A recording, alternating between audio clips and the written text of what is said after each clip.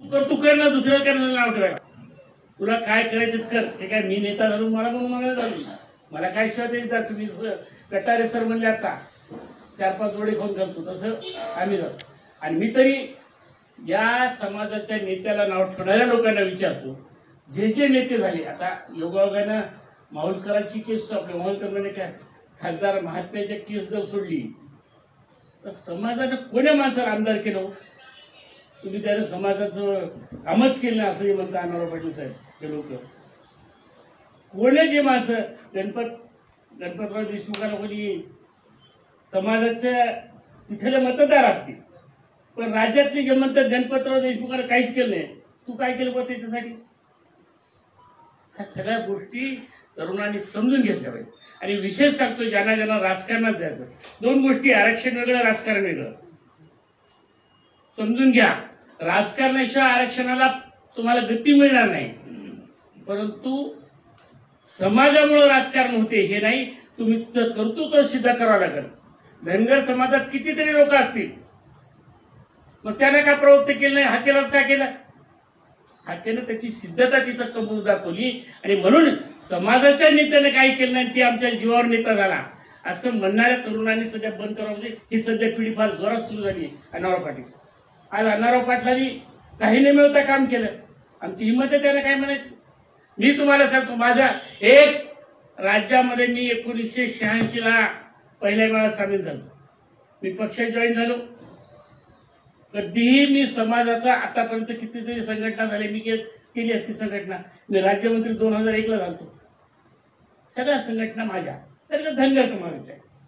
स्वतःचं अस्तित्व दाखवण्यासाठी समाज वापरायचा नाही, हे ब्रीद माझं आहे.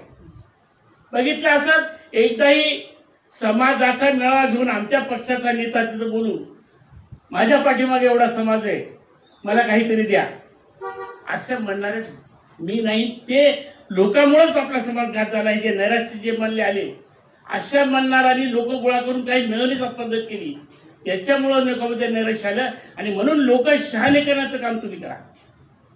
लोक तयार आहेत, पण लोक आता कंटाळलेत की नेमकं जे लोक गोळा करतात ते नेते होण्यासाठी करतात, आरक्षणाचं काही घेणं नाही. आणि म्हणून ह्या गोष्टी करण्यासाठी आपण पुढे आलेत, त्याबद्दल महिल्यापासून धन्यवाद तुम्हाला. ज्या ज्या लोकांनी आता चांगलं सरांनी चांगलं म्हणलं, राऊत सरांनी अतिशय चांगलं बोलले, कटारे नाव विसरले पण त्याचे विचार नाही विसरले. म्हणजे विचार एवढे महत्वाचे असतात. ते चांगले विचार, नाव विसरलं तरी विचार नाही विसरले. आणि म्हणून माणसाला विचार देण्याची गरज आहे. आता सांगितलं गेलं चांगलं सरांनी की प्रतिनिधी तिथं पाहिजेत. आता एकीकडे एकदा 12 आमदार एका वेळेस आपल्याकडे होते. आता आपल्या विधानसभेत विधान परिषद कितीवर आलो आपण? म्हणजे आता धनगराची प्रगती झाली का अधोगती झाली? याचा कोणी विचार करणार आहे का? हे कशामुळे झालं? भाषण करताना आम्ही लय म्हणतो आम्ही सगळे एक आहेत, आपले माणसं विधानसभेत गेले पाहिजेत. तरी मग हाके साहेबाला कोण पाडलं? भाऊ ते समाजाचे नव्हते. किती समाजाचं मतदान मिळालं? हाके साहेब तुम्हाला माहीत झाली म्हणून सांगू. मी निवडणूक लढवलीच कोणाला माहित नाही. कारण 2004ला मी दुसऱ्या जिल्ह्यात 2 विधानसभा लढवली. राहत होतो परभणीला आणि 2004ला निवडणूक लढवली कळमनुरीला. समाज भरपूर आहे तिथं असं सांगितलं आमच्या पक्षानं. पण तू तिथे जाऊन लढवली. किती दिवस आधी सांगितली? 12 दिवस आधी. हे होते तिथं आमचं त्याच्यानंतर. म्हणजे ठीक आहे, पक्षाचा आदेश, समाजाचं काही घेणं देणं नाही. पक्षाचा आदेश तिथं जाऊन लढवली. अशी संधी वाटली की 3 टर्म आमदार तिथं आपल्या समाजात होता. मग आम्हाला वाटलं जरा बाहेरचं जिल्हा परिषदला पाणी लढू वाटत नाही, पण चला समाजाचा आमदार 3दा निवडून आला, आपण लागली संधी तर लागली म्हणून बाहेरच्या जिल्ह्यात तर बाहेरच्या जिल्ह्यात 241 बूथ तिथं आहे. त्याच्यामध्ये 105 बूथ मध्ये आपला समाज आहे. 136 बूथ मध्ये काही गावात इथं आपला समाज नाही. सिंगी नावाचं गाव 1200चं गाव आहे. एकही धनगराचं हटकराचं जे काही शाखा असतील 50-50 शाखा, जिथं का आपण शाखा मानत नाही, मानलं नाही पाहिजे, सगळं एक केलं पाहिजे असं म्हणतो, पण काय ते अजून कृतीत आलं नाही. परंतु त्या ठिकाणी 200 एकही शाखा नसणारे सिद्धी गाव मराठ्याचं गाव, राजकीय अंग कोणाला ते यांनी सांगितल्याप्रमाणे त्या मराठ्याच्या गावामध्ये मला 1200 पैकी 700 मतदान. लोकसभेला माझ्या 6 महिने आधी निवडणूक झाली होती, तिथं मराठ्याची खासदारकीला उभी होती, त्याला 300 होतं पण मला 700 झालं. आणि ज्या गावामध्ये आपलं समाजाचं मतदान पूर्ण 90% होतं तिथं मी मायनस. म्हणलं बाबा, आणि त्याच्यात सगळे नातेवाईक पुन्हा सगळं झालं. काही झाल्यानंतर आम्ही आपलं गेलो. मी एक प्रॅक्टिकल सांगालो, लोक शहाणे करण्यासाठी तुम्हाला उदाहरण सांगालो. जोपर्यंत लोक शहाणे होणार नाही तोपर्यंत जे काही लोकांना वाटते हे राजकीय बगळे काहीतरी करायला समाजाचं वाटोळं, तर ते बंद होईल आणि मग खरे तेवढे समोर येतील. आणि मग तिथं गेल्यानंतर मग ते एक साडभाऊ आला बाबा चहा प्यायला. अख्यासारखे शहाणे माणसं बाजूला होते.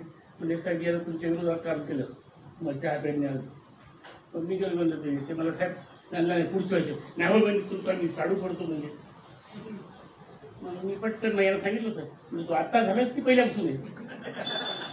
पहिल्यापासून आहे. म्हणजे निवडणुकीत साडू होता, मग तू माझ्या विरोधात काम केलं? हो. मग कशामुळं? नाही, तुम्ही आले की त्या हक्कीच्याच घरी जात होते, त्याचं मला बघायचं होतं आणि म्हणून मी तुम्हाला पाहिजे. त्याचं काय बघलं माझं बघलं ही जे कुणिकाच्या टांगा खेचायची जी पद्धत आहे समाजामध्ये, तिकडं पक्ष आपल्या कोणाच्याच बापाचे नाही. तुम्हाला सांगतो, कुठलाच पक्ष आपल्याला आरक्षण देईल हे तुम्ही विचारच करू नका. आणि तुमचे सध्याची विचारसरणी जर राहिले तर तुमचा पक्ष एवढा लवकर जागा लढवतील 20 पण निवडून येणार नाही. कारण ह्या ज्या सगळ्या यंत्रणा आहेत ज्याला निवडणुकीचा गाभा म्हणतात, यांनी सांगितले दूध संघ असतील, हे सगळे कोणाच्या हातात? प्रस्थापिताच्या हातात.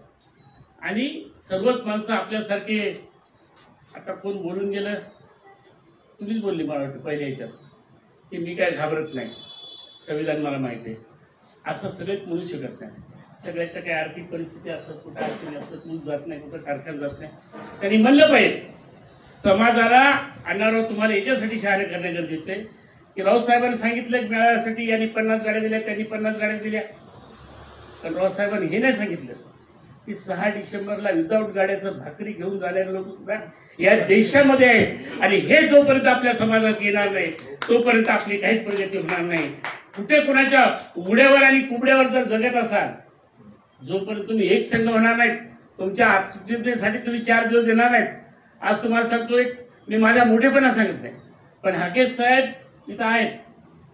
आमच्या पक्षामध्ये एवढी शिस्त आहे की ती मिटिंग सोडून मला इथं आलं तर कारवाई होती, म्हणजे झाली तरी चालेल.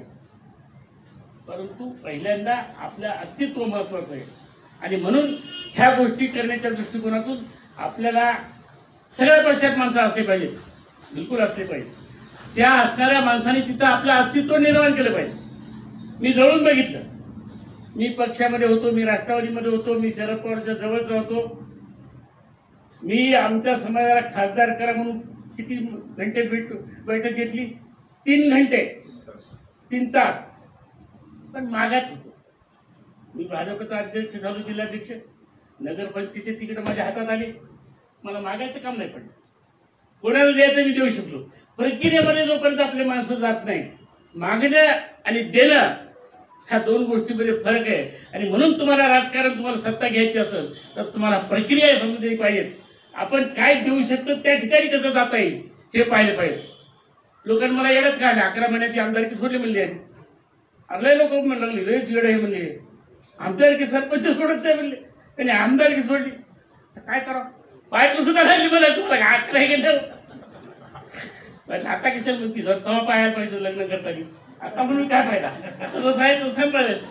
विनोदाचा भाग थोडा, परंतु माणसाला एक मन आहे, रुंगण्यावर हात असावा पण डोळे दिल्लीकडे असावा. हे जोपर्यंत आपल्या लोकांना कळणार नाही.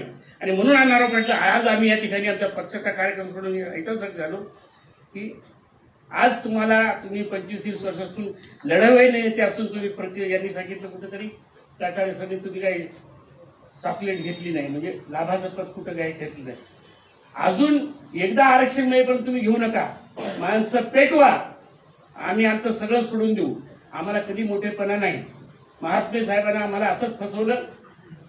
आम्हाला म्हणले मला कुठलंच राजकीय पद नाही, मी लाल दिवाला होतो. ते म्हणले तुमचं नाव टाकणार नाही. म्हणलं नको टाकू, येतो मागून, मला आरक्षण पाहिजे. नावाचं काय घेणं देणं नाही. राज्यमंत्री होतो पण नेतृत्वाखाली त्यांच्या काम करायला आपण मेळाव्यात गेलो. काही गोष्टी समाजाला समजल्या पाहिजेत आणि म्हणून राजकारण हे वेगळं आहे. आणि राजकारण मी तुम्हाला समाजाच्या लोकांना अजून सांगतो, जे नेते झालेत त्या नेत्याला कुणी सुद्धा तुमचा काही सहभाग, समाज म्हणून तुमचा आदर आम्ही केलाच पाहिजे, पण त्यानं तिथं त्याचं कर्तृत्व सिद्ध केल्याशिवाय राहत नाही. भेटलेली संधी कशी समाजाच्या उपयोगी द्यायची. आता हे महामंडळाचे अध्यक्ष झाले, तिथं भेटल्यानंतर संधी काय येईल ते. आता मी महामंडळाचा अध्यक्ष झालो, मी झाल्या तुम्हाला सांगतो नाही, मला महामंडळाचं गेल्यानंतर तिथं कळालं मला काय फायदा झाला. पहिलं पत्रकार साहेब मला टोल माफ मिळू लागला लालजी वाजते. ही काय भानगड आहे, काय करायचं जायचं ती आपल्या यांच्या आंबेजोगाईला मेंढ्या आहेत त्या पाहायच्या, ते पडेगावला औरंगाबादला तिथे जाऊन मेंढ्या पाहायच्या. मी जसं आमदारकी सोडली तसं महामंडळ घेतलं. 15 दिवशी आराम पाटलाकडे राजीनामा देऊन गेलो. तू म्हणले काय येडा आहेस का राज्यमंत्री. अरे म्हणलं राज्यमंत्री जरी असेल तर काहीच फायदा नाही ना समाजाला द्यायला. आणि मेंढ्या सरकारच्या सांभाळण्यापेक्षा आम्ही ऑलरेडी धनगर, आमच्या सांभाळायला काय वाईट आहे का. कसं तरी भांडून ओरडी होता सरकारला. त्यावेळेस पहिल्यांदा 1978 पासून माझ्या काळामध्ये 20 कोटी साहेब पैसे आले आणि ते सुद्धा या थोडस याला फसवलंय सरकारने. पैसे दिले पण वाटायची हाती दुसरी काय. म्हणलं तुम्हाला मागणारं वेगळं आणि देणारं वेगळं. मी 10 कोटी 20 कोटी घेतले पण माझ्या हातात वाटप ठेवलं. यांना पैसे दिले सरकारने हातात वाटप ठेवून दिलं. मध्ये सरकारच्या हातात वाटप केलं. मी 20 कोटी रुपये आणले, स्कीम अशी बनवली. तुम्ही जे त्यांचं नाव घेतलं ना राव साहेब, ते सुद्धा परेशान झाला. म्हणला असे कुठे स्कीम असते का, बनवायला नाही पाहिजे, हे नाही पाहिजे. तुम्ही काय करा म्हणले बँकेचं लोन करून तुम्ही बाकीची 25% सबसिडी द्या. मी कर्ज आहे आपलं, सबसिडी आपली, आणि पूर्ण माफ झालं. 20 कोटी रुपये माझ्या काळात या धनगर समाजाला मिळाले, ज्याचा रुपया वापस करायची काम नाही पडली. महामंडळाचं नाव मी असं गेलो सत्कार करतो. आज जसा हाके साहेब सत्कार झाला, कुठे गेले की शेळी मेंढी मंडळाचा अध्यक्षाला, शेळी मेंढी मंडळाचा अध्यक्ष. गीता भानगडे माझे शेळी मेंढीचा अध्यक्ष. त्याचं नाव पहिल्यांदा 1978 नंतर मी पुण्यश्लोक अहिल्यादेवी शेळी मेंढी काय केलं. सत्ता मिळवण्याचं काम करा, ती सत्तेला उपयोग करा, परंतु समाजाला काहीच केलं. आज कोणीतरी म्हणलं आमच्या आमदारांनी काहीच केलं. आमच्या राम हरी रुपनवरून मी विधानसभेमध्ये, विधान परिषदेमध्ये एकही अधिवेशन नाही ज्या अधिवेशनामध्ये धनगर समाजाचा प्रश्न काढला नाही. प्रत्येक वेळेस शेवटच्या याला मी फडणवीसांना विचारलं, तुम्ही बारामतीला शब्द देता मग तुम्हाला कळत नव्हतं काय. त्यांनी एका शब्दात केले की मला वाटलं नव्हतं एवढं किचकट आहे आणि म्हणून मी 1000 रुपयाची घोषणा करणार आहे, 1000 कोटीची मी देऊ शकलो नाही. म्हणून ह्या गोष्टी आपल्याला महत्वाच्या आहेत. ज्यांनी दिले त्यांचं नाव घेतलं पाहिजे. कुणीतरी इथं भाजपची स्तुती केली तर भाजपचा अध्यक्ष म्हणून मला आनंद झाला, पण विरोधी पक्षात असतो तरी तेवढाच आनंद झाला असता, कारण त्यांनी दिलं, खरंच दिलं. राज्यसभा दिली, मंत्री कॅबिनेट 2 दिले. मी ज्या राष्ट्रवादीत राईट हँड होतो शरद पवारांचा, आम्ही राज्यमंत्रीच्या वर कधी गेलो नाही. राष्ट्रवादीने राज्यमंत्रीच्या पलीकडे काही दिलं नाही. आणि म्हणून जे देतात ठीक आहे. पक्ष मी तुम्हाला एका वाक्यात सांगितलं, पळसाला 3 पानं. सगळे पक्ष तुमच्या विरोधात आहेत. तुमची ताकद ज्या दिवशी तुम्ही वाढवसाल, आणि म्हणून ज्या ज्या पक्षात जे लोक आहेत त्यांनी ताकदीनं त्या ठिकाणी आपली अस्तित्व सिद्ध करावं. जोपर्यंत आरक्षणाच्या बाबतीत हे म्हणले सर ना राऊत साहेबांना आरक्षणावर बोला, आरक्षणाचा जर मुद्दा पाहिला असेल तर आरक्षण घटनेमध्ये आहे असं म्हणणं सुद्धा मी चुकीचं समजतो. म्हणजे तुम्ही मला मारलं तरी चालेल हे म्हणल्यासारखं. प्रश्न असा आहे की प्रेसिडेन्शियल जे बुक तयार झालेलं असते, प्रेसिडेन्शियल जे ऑर्डर्स आहेत त्या ऑर्डरमध्ये प्रिंटिंग मिस्टेक झाली म्हणा का जाणून बुजून केली, ती जोपर्यंत दुरुस्त होणार नाही तोपर्यंत आरक्षणाचा विषय आम्ही त्याच्यात आहे म्हणणं गरजेचं नाही. आपलं जर असतं तर मग काही ठिकाणी शेड्यूल का झालं असतो, काही ठिकाणी ओबीसी का राहिला असतो, काही ठिकाणी काय बरेच वेगवेगळ्या राज्यात वेगळे आरक्षण काय असते. प्रेसिडेन्शियल ऑर्डर जोपर्यंत बदलणार नाही आणि ती बदलायच्या आताच सांगितलं त्यांच्या मनात आलं 370 जसं एका रात्रीत कलमलं तर तेवढं मनात येण्यासाठी तुमची ताकद निर्माण होणं गरजेचं आहे. आणि ती ताकद निर्माण करायची असेल तर तुम्ही आज जो पाऊल उचललं तर बिलकुल गावोगाव कमिट्या करा, जाहीर करा. आरक्षण मला काय पंतप्रधान व्हायचं होईल तोपर्यंत मी काही घेणार नाही. पाठी लोकांची खूप इच्छा आहे, एकत्रित इच्छा आहे. पण ते लांडग्याचं आत्ता जर कोणी आरक्षणावर जर करतो म्हणलं तर फार अवघड होणार आहे. कारण काय शेळ्याला बकऱ्या चालणार वाघाला म्हणून 2-4 खोटं बोललं की खरं आलं तर कोणी जाईल. तशी ही परिस्थिती. आता जर कोणी आरक्षणावर जातो म्हणलं तर लोक म्हणतात त्याला काहीतरी मिळवायचं. कुठल्याही मराठा समाजाचे एवढे आमदार झाले, त्या आमदाराला तुम्ही मराठा समाजाच्या माणसाने विचारलं का तुम्ही समाजासाठी काय करता? आपले लगेच विचारायला सुरू करतात समाजासाठी तुम्ही काय करता. तर मग काय करता म्हणजे तू येऊन तिथे गेलं काय आम्हाला? तुझं मतदान तरी आहे घेतलं, तू प्रचाराला तरी आलता का? आणि वरून विचारतो माझ्यासाठी काय केलं? तुझा काय संबंध बाबा तिथं? मी माझ्या कर्तृत्वावर माझ्या पक्षावर धनगर समाजाचा योगायोगन आहे. धनगराचे तिथं पण तिथे 5,000 असतील. आता मला ते एवढं विधान परिषदेत घेतलं राज्यातलं धनगर समाज, मी काय जावंही शरद पवारचा, त्याला काहीतरी माझ्यात दिसलं म्हणून घेतलं. मला तिथं काहीतरी दिसलं नाही म्हणून राजीनामा फेकला. आमदारकी काय स्वतःसाठी जर पाहिजेत असते तर मी 11 महिन्याचा राजीनामा सोडला नसता. आम्ही आपल्याला समजून घेतलं पाहिजे की आपण लोकांना काही देऊ शकतो आणि जे पद लोकांना देऊ शकत नसेल तर तिथं आम्ही नेते म्हणून घेऊ शकत नाही. मग आम्ही टाटा बिर्ला झालो असतो आमच्या बुद्धीनं. अजून आमच्यात तेवढा बुद्धी आहेत. आम्हाला आमच्या स्वतःसाठी जर करायचं असेल तर टाटा बिर्ला होत असेल. आणि म्हणून माणसं तयार आहेत, काही पुढारी तयार आहेत, परंतु फसवण्याचं काम काही ठिकाणी झाल्यामुळं. आणि म्हणून तुम्ही आता आम्ही याच्या आधीपर्यंत यांना सुद्धा तेच म्हणलं होतं, तुम्ही एकदम सगळं करू नका, मराठवाड्यापासून सुरू करा. त्यांनी 1-2दा मीटिंग घेतली, पण आता ते राज्याचा कारभार 1-2दा घेतली दिली सोडून. आता आम्ही त्यावेळेस काही चांगलं करायला गेलो ना बरं का, तर शरद पवारनंच पाठवलं म्हणायचं. आम्ही आमच्या मनाने जरी केलं असं. माणसाला असं समजून घेतलं की मी तुम्ही महाराष्ट्रात फिरा आणि विचारा. मी राष्ट्रवादीमध्ये 10 ते 15 वर्ष सत्ता भोगली, पण एकदाही येऊन कोणाला म्हणलो असेल राष्ट्रवादीच्या माणसाला मतदान करा, कुठेही सांगा लोकांनी ओळखून सुद्धा आमच्याकडे प्रचार होती. बरोबर कट मारायची निवडणुकीत, मी काहीतरी दुसरंच काम घ्यायचं. कशाला फसायचं? कशाला आपल्याला पदेवणी शरद पवारला मतदान का म्हणायचं? परंतु ह्या सगळे माणसं एक सांगतो धनगर समाजासारखे चांगले माणसं नाही, परंतु नेतृत्व योगायोगाने चांगलं भेटलं नाही म्हणण्यापेक्षा तो त्याचा सगळं समाज काय करणार आहे. आता मला सांगा, आम्हाला नेते म्हणले अर्धे शिवाय देतात, आम्हाला नेते अर्धे म्हणतात. का म्हणले? आमदार झालं म्हणून. बनसोडेला का म्हणून झाले विचार? आता सांगितल्याप्रमाणे एवढं फिरफिर करते पण कोणी त्याच्या पुढे मागे जाते आमच्या येते, कारण आम्ही सत्तेत आहेत. म्हणजे लोकांना सत्तेच्या माणसाला नेता म्हणायची सवय लागली. पण त्या माणसाला नेता सगळ्यात मोठा नेता म्हणायचा असा धनगराचा तो बनसोडे असला पाहिजे.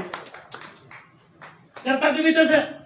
म्हणजे माणसं चुकीचे आहेत, माणसं शहाणे नाहीत आणि ते काम तुम्ही हाती घ्या. संघटना करा, जागृत करा, पण जागृत करता करता शहाण्या माणसाची जागृती करणं गरजेचं आहे. आणि ते काम तुम्ही हाती घेतलं. आम्ही तुमच्या बरोबर नेता खासदारकीची तयारी करत. मी लय कलाकार आहे. मी तुम्हाला सांगतो, मी असं नुसतं बोलत नाही. काही लोक काही म्हणतात ते सोडून द्या. मी आपल्या समाजाची तहसीलदार आहे तरुण मुलगा. थोडा सॉरी माफ करा बघा, मी अनुभव तुम्हाला सगळे हुशार माणसं आहेत कसं करावं ते सांग. 1986 ला आता नामदार तहसीलदार म्हणून ऍडिशनल कलेक्टर म्हणून रिटायर झाले, औरंगाबादला आहे. तुमच्या तिथे आंबे जोगायला होती काही दिवस, जाधव नामदार ते होते. कळंबीला तहसीलदार, मी होतो MSCBत कारकून. मला आनाराव पटल्यासारख्या जबाब चांगलं भारदस्त माणसांनी त्याच्याकडे भेटायला गेलो. त्याचं तहसीलदार म्हणजे नवाबाच्या वाला शब्द ते मी जरा टाईट दिसल्यावर त्याला राग आला ना. तहसीलदार ते त्या नेणाऱ्या माणसाला हे कोण आहे? आता त्याला वाटलं कारकून सांगू तर ह्याकडून तिथे अनेक पण ते खाली मान घालायला. ते म्हणले हे सांगणार नाही, मी सांगतो. तुम्ही जिथं तहसीलदार आहे तिथं मी आमदार होणार आहे म्हणून. ते कधी सांगितलं? मी 1986 ला आणि 2004 ला तिथं तिकीट मिळवलं. तुम्ही स्वप्न पहा, तुमचे सक्सेस होतात, पण तुम्हाला त्या कृतीनं जावं लागेल. विठ्ठलाचं दर्शन घ्यायचं निघाले शेगावकडे तर कधी भेटाल तुम्हाला विठ्ठल? डॉक्टर व्हायचं म्हणले, अरे 12वी सायन्स घ्यावं लागेल, अभ्यास करावा लागेल. आमच्या जिल्ह्यामध्ये हे असंच सांगितल्यानंतर आमच्या जिल्ह्यामध्ये पहिला कलेक्टर झाला, साधा प्रायमरी शिक्षक होता. मी त्याला सांगितलं, माणसाने ठरवल्यावर काही होते. अहो मला व्हायचं होतं पण मी 2दा MPSC नापास झालो. झाला नापास, मेहनती असतो, UPSC कर. अहो ते इतकं अवघड असेल म्हणजे UPSC सगळ्यात सोपी बनवू नको, फक्त मेहनत करावं लागते, चिकाटी राहते. आज तुमच्या लातूरला ते कलेक्टर होते, ज्यांनी नाव कमवलं ते पोले माझ्या मतदारसंघात होते, तिथं मी पहिल्यांदा आमदारकी लढवली. आज जम्मू काश्मीरची ते सेक्रेटरी. आणि म्हणून आताचा पूर्वीचा जो पर्व झाला, मी नव्हतो त्याला गेस्ट म्हणून, पण आल्यावर बघितलं मी, माणसं तयार करायचं काम करा. हे बघा, खिशात पैसे आल्यावर आमदार व्हा म्हणायची गरज नाही, ते पैसे त्याला गप्पी बसून येतात. आता इथं तिकीट भेटलं तरी वेळेवर कमी पडले तर खिशात ते पडते राहते का, देत नाही समाज सुद्धा तुम्हाला. माझ्या ठिकाणी काही ठिकाणी मी म्हटलं काऊन कमी पडले, तिथं पण चपट्यात गेलो. त्या चपट्या म्हणजे काय, दारूच्या बाटल्या गेल्या म्हणजे दारूवर आणि पैशावर देणारे लोक तयार झाले. आणि तुम्ही सत्तेत जर जात असाल तर सत्तेत जाण्यासाठी काय काय करावं लागते ते करावं लागेल. तुम्हाला 20 आमदार करायचे असतील तर तुम्हाला 5-5 कोटीचे मोठमोठे आधी माणसं तयार करावं लागतात. आता पैशाशिवाय काय होत नाही. आणि अजून तुम्हाला सांगतो की एक टीम अशी करा. आज भारतामध्ये मी काही त्या पक्षात जाऊन तारीफ करत नाही, पण केंद्र सरकारनं शेतकऱ्यासाठी एवढ्या चांगल्या योजना आणल्या, उद्योगासाठी आणल्या, शेतकरी कंपनीसाठी. मी स्वतः आमदार असून मी 20 लाख रुपये उचलले, ज्याच्यात 60% आणि सबसिडी. करा नाही, पैसा तुमच्याकडे आला नाही, मेहनतीने मिळत नाही. वडिलांना जसं जर मेहनत केली असते तर वडील मोठा झाला असता, डोक्यानेच पैसा मिळते.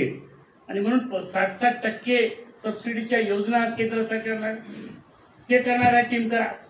उद्योगामध्ये माझ्या पोराने PMEGPची योजना घेतल्यास साहेब, त्याच्यात 35% सबसिडी आहे. रुपया सुद्धा चहा सुद्धा एखाद्याने म्हणलं उद्या माझ्याकडे मी इंडस्ट्री टाक, तुम्हाला 25 लाख कर्ज, फक्त बँकेला त्याने थोडस तयार करावं, त्याला 25 लाख सबसिडी चहाने पिता आणून दे, 25% सबसिडी चहाने. खूप योजना आहे. ही सुद्धा टीम आपल्याला करावं लागेल. माणसं मोठे करा, माणसं शहाणे करा, आणि मग समाज कसा सुधारत नाही आणि आरक्षण कसं मिळत नाही. अहो तिथं 2 आमदारांना इतकी पहिली वेळ आहे. हाके साहेब फार जुने अनुभव. हाके साहेब एखाद्या विधान परिषद बंद पाडत 1दा किंवा 2दा झाली असं. मीनराम आणि रुपूर दोघंच असल्यामुळं इतिहास घडला. 4 वेळेस आम्ही विधान परिषद बंद पाडली धनगराच्या आरक्षणावर. माणसं तिथं जेतात. तुम्हाला वाटतं यांनी काहीच केलंय, अरे तिथं केलं खूप, पण लोकशाहीमध्ये मुंडक्याला किंमत आहे. आणि म्हणून ह्या सगळ्या गोष्टी आपल्याला ज्या ज्या कार्यकर्त्याला मोठं व्हायचं असतं तरी प्रक्रियेत कसं जाता येईल ते बघितलं पाहिजे. आणि अण्णाराव, तुम्हाला माझी एकच विनंती, तुमच्यामध्ये जिद्द आहे, तुमच्यामध्ये हे आहे. आणि योगायोगानं तुम्ही काय म्हणजे आमच्यासारखी तरी आमच्याकडे लक्ष्मी काही जवळ आलीच नाही, तुमच्याकडे लक्ष्मी जवळ आलेली आहे. आणि म्हणून त्या निमित्तानं तुमचा स्वभाव काय असा फार लालची नाही. या माणसाचं लय विचित्र आहे. कधी कधी शेवटचं सांगतो जाता जाता, मी जसा थोडासा काहीतरी मिळावं असा त्याच्यावर काम करतो, शेवटी देवाकडे जाताना बी आपण हे करतो असं टाईपचे. पण हे तसं नाही. हे हुशार आहे, सगळं बोलायला चांगलं आहे, हे मला तर सगळं मिळालं, यालाही काही मिळावं म्हणून मी येणार एक दिवस मिटिंगला RR पाटला. तिथं RR पाटलाला सेवा दिल्या. मला काय देता येईल याला. आता राष्ट्रवादीच्या मिटिंगला गेलं, RR पाटलाला स्तुती करून नेली, सगळं काही केलं. काहीतरी आपलं जमलं, याचंही दुकान लावा म्हणलं, तिथं त्याला शिवा दिल्या. मला RR पाटील म्हणला, कोण आणला होता तू, त्याला मला शिवा दिले गेले. असा हा भविष्य, याला काय कशाबद्दल गरज नाही. मी काय खोटं बोलून झाली तरी मुंबईमध्ये त्या हॉलमध्ये बोलवलं हो मी, येईन गेले मला, चलाव साहेब करा. लागली लॉटरी लागली, कारण मी जवळ होतो शरद पवार याच्या. एक चिटको त्याला आपल्याबरोबर एक चिटको म्हणलं, आता तिथं दिल्याशिवाय चालेल. असा हा मनुष्य आहे. म्हणून आम्ही आमची पक्षाची मिटिंग सोडून तुमच्या मिटिंगला आलो, याच उद्देशाने आलो की जे आम्हाला जमलं नाही ते तुम्हाला जमू शकते. आम्ही आहे तुमच्या बरोबर, डायरेक्ट जरी येता नाही तर मी तसाच केलेला आहे आयुष्यभर. ज्या पक्षात होतो दिवसा त्याचा प्रचार, रात्री अनावराचा प्रचार, म्हणजे असंच केलं. हरिवंशकडे विचारा, आपल्या धनगर समाजाचे हरिवंश ते खासदारकीला उभं राहिले, सकाळी सूर्यसर उभं राहायचो, संध्याकाळी त्याच्यावर राहायचो. आणि म्हणून राजकारणामध्ये संध्याकाळी ज्याच्यावर राहतात तेच तेच खरा प्रचारक असतो. नुसतावर भरोसा ठेवला या सगळ्या गोष्टी कार्यकर्त्यांनी धनगर समाजाच्या मोठ्या आठवण ठेवली पाहिजे. अण्णाराव पाटील तुम्ही एक चांगलं काम केलं आज त्या निमित्तानं तुम्ही आम्ही तुमच्या बरोबर आहे. आता आम्हाला जे मिळेल ते बोनस आहे, आम्ही मिळवलं जेवढं मिळेल. आमची काय फार अपेक्षा नव्हती. घरी कोणी सरपंच दिला होता, 2दा राज्यमंत्री झालो. आता ही तरी बँडच राज्यमंत्री हो, त्यांना लाल दिवस नाही ना, आमचाच लाल दिवस होता. काय शान असायची लाल द्यायची हे बिघडायची होती. तर ते तशा टाईपचं आम्ही सगळं भोगलोय. आणि एक सांगतो तुम्हाला, मी खासदार होणार आहे आणि म्हणून मी हे आमदार होणार म्हणजे की टाळ्या वाजवल्या. मी आधी खासदार होणार नसतो तर मला राग आला असता. माझी मी बी लाईन मध्ये याला कसं परंतु मी खासदारकीचं स्वप्न पाहिलं, शक्यता पूर्ण होईल. आणि योगायोगाने तुम्हाला सांगतो की मला आता दाखवलं हाके साहेबांना, खासदारकीचं काम आमच्या सुरू झालेलं लोकसभेचं. आमच्या जिल्ह्यात खासदार नसल्यामुळं खासदार म्हणून मलाच त्यांनी ते काम दिलं. आणि महाराष्ट्रातले टॉप 10 खासदार म्हणून जे आहेत काम करणारे, मी खासदार नसताना सुद्धा माझं नाव तिथं कालच आले, top performance of the Lok Sabha म्हणून. त्याच्यामुळं कसं आहे, मी भावनावर राहिल्यामुळे गमिनी काढायला जाता जाता तुम्हाला एक उदाहरण सांगतो. बरं तिचं खूप लांब झालं पण आता बोलतो. ब्राह्मणावर राहिल्याने काय फायदा होता, ते ब्राह्मण फार डोकेबाज असतात. आपण फार भोळे माणसं आहे आणि डोकेबाज असल्याशिवाय जमत नाही. ते जुन्या काळामध्ये हाके साहेब ते ब्राह्मण एक मनुष्य होता, ते ब्राह्मणाचे कारकुनाचे जास्त काम. त्या निजामाच्या त्या जुन्या काळामध्ये पगाराला वाटायला ते ब्राह्मणांचा कार्यकर्ता कुलकर्णी म्हणून होता. आणि हे त्यावेळेस रोहिले असायचे, रोहिल्याला ते सेक्युरिटीचं काम द्यायचे. मग ते रोहिला म्हणजे 6.5 फूट उंचीचा गोरापान, पगाराला बामण्या लवकर कपे दे मला पगार. ते तो एक बुक्की लगाऊंगा पूरी 32 ही कराऊंगा म्हणे, सामने की पुरे 2 दात गिरेंगे म्हणे. ब्राह्मणा गरीब मनुष्य ते काय करेल बिचार. त्यांनी लावलं डोकं आणि गेला सुट्टीवर. सुट्टीवर जाता जाता त्यांनी त्या काळात ते असं आयडेंटिटी कार्ड आय कार्ड वगैरे काय नव्हतं. सुट्टीला जाता जाता काहीतरी 2-4 वही लिहून ठेवल्या बुद्धी होतं आणि गेला सुट्टीवर. दुसरा ब्राह्मण येऊन बसला, ते आला रोड, ए कहा गया रो, मैं साहब छुट्टी. ठीक है तू भी वैसा होगा, चल निकाल जल्दी पगार, नहीं तो 2 ही कराऊंगा. बोले क्या पगार? बोले मेरा पगार नहीं. बोले तुम नहीं, बोले इसे जो वर्णन लिखा है, खून जो लिखी है, इसमें सामने के दांत 2 गिरे वाले है. बोले तुम्हारा तो शादी दिख रहे, बोले पगार नहीं मिलेगा. आता महीनाभर थांब देते, दूसऱ्या महीन्यात भी ते म्हणा नहीं देता, देने ना किसके पास भी जाओ, होलिया जो लिखा है यहाँ वो होलिया में तुम बैठ रहे नहीं. दुसऱ्या महिन्यात उपाशी राहण्यापेक्षा गेलं 2 दात पाडले आणि तिसऱ्या महिन्यात पगार घ्यायला न बोलता 32 पाळली. तर हे तुम्ही शिका, न बोलता तुमचे आपला पगार देणारा बारामतीत बसलाय, त्याचा होलिया बिघडायचं काम मी जवळून बघितलं कसं आहे ते. तसे काम बुद्धीने करा.